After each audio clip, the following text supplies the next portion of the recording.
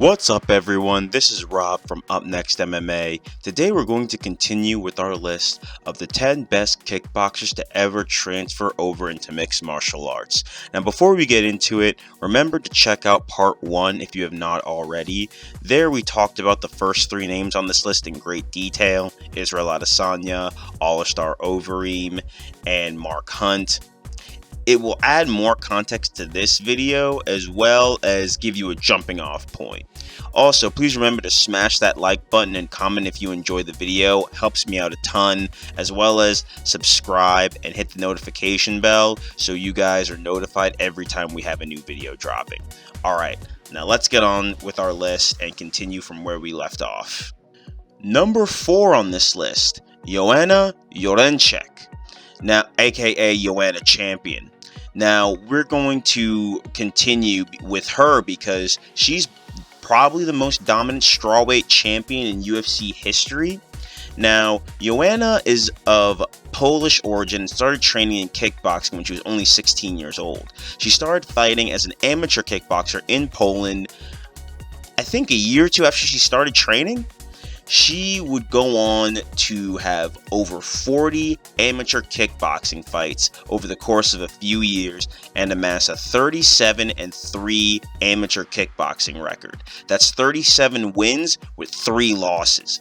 During this run, Joanna won 6 International Federation of Muay Thai Association world medals. Now, sorry, that was long, but they go down as IFMA, and she won 3 gold medals and 1 silver, as well as 4 IFMA European Championships.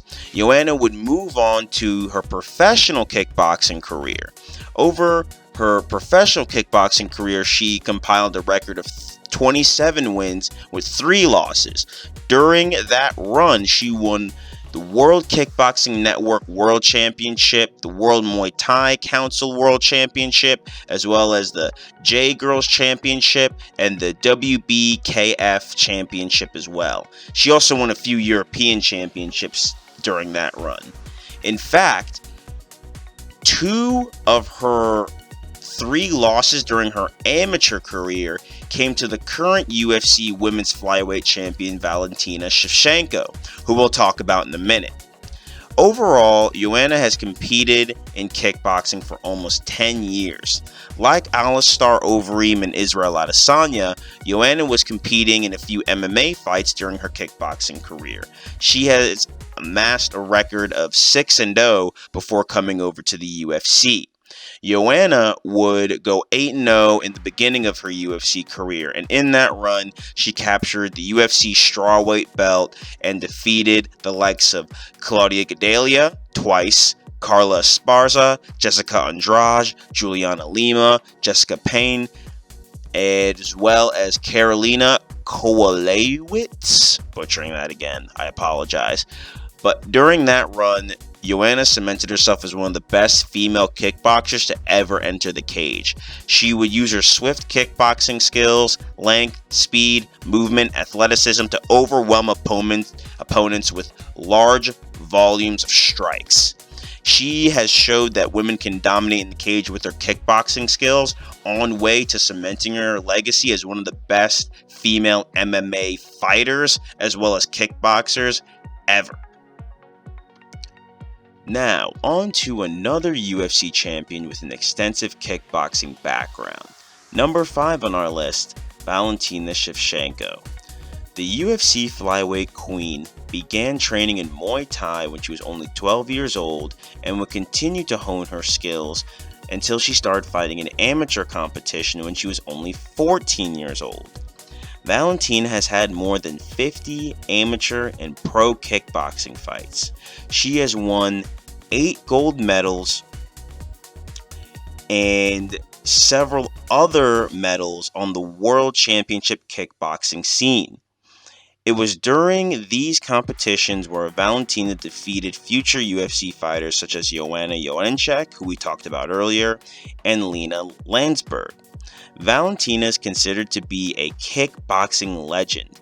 It is believed that she only suffered 2 losses in over 50 kickboxing fights.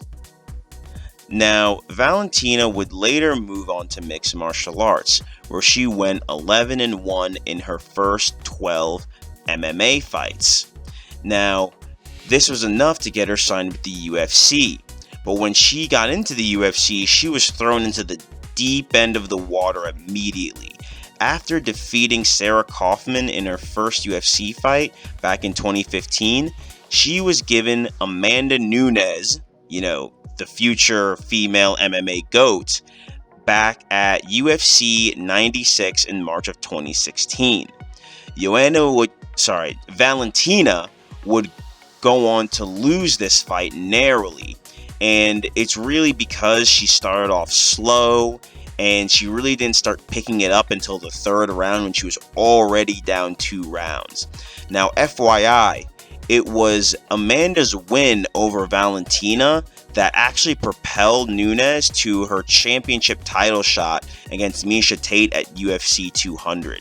And, the rest of Amanda's career is history from there. She hasn't lost since. Now, back to Valentina. Valentina kept getting handed big fights.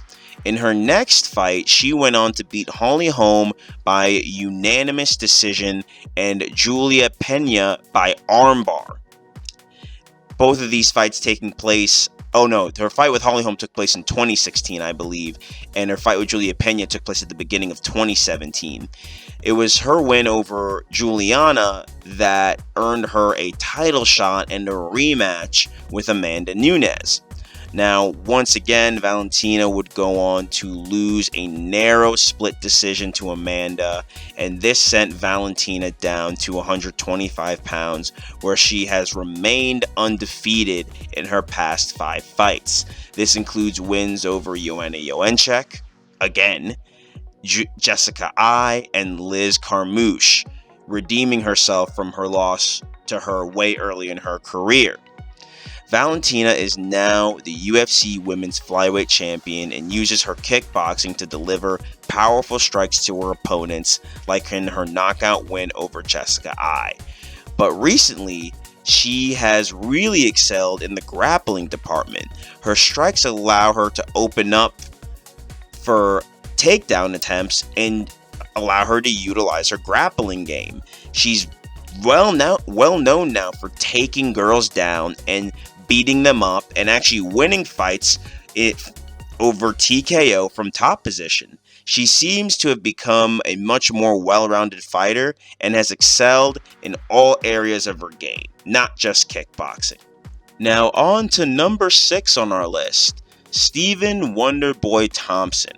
Now Wonderboy has a unique background. He did not start out training in Muay Thai or kickboxing like everyone else on this list thus far. He actually started training in karate at a young age and out of his father's karate school. Thompson went on to become a black belt in karate and fight in many point kumite competitions all over the world. He would win the International Sport Karate Association Championship in Georgia, as well as the more regional Southeast USA Championships in 1999 and 2000, respectively. Wonderboy would later transition his training to include more American kickboxing and Kempo, and this would allow him to compete in kickboxing at the highest level, where he would win several International Kickboxing Federational Championships. And he would win these on a national level throughout multiple divisions throughout the early and mid-2000s. Stephan later transitioned into MMA in 2010, where he went 5-0 on the regional scene before joining the UFC. In his initial UFC run, Wonderboy went 8-1 with wins over former UFC welterweight champion Johnny Hendricks, former UFC title contender Roy McDonald, Jake Ellenberger, Patrick Cote, and former UFC middleweight champion Robert Whittaker. Now, during his run, Wonderboy would use his elusive movement, feints, and kicks to finish opponents by knockout. His spinning back kick KO over Jake Ellenberger is a great example, or his finish over Johnny Hendricks, and Robert Whittaker, both of which were TKOs. He blends his karate and kickboxing styles to create a nice blend of strikes that no one has ever seen before.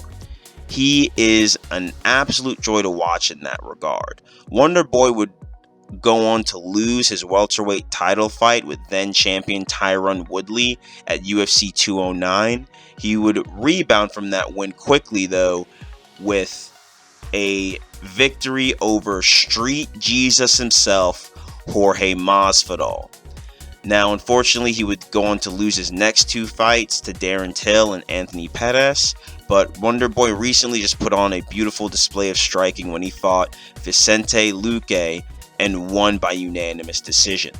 Wonderboy has shown that you can integrate different styles of stand-up and still be very successful, not only in kickboxing, but in MMA as well.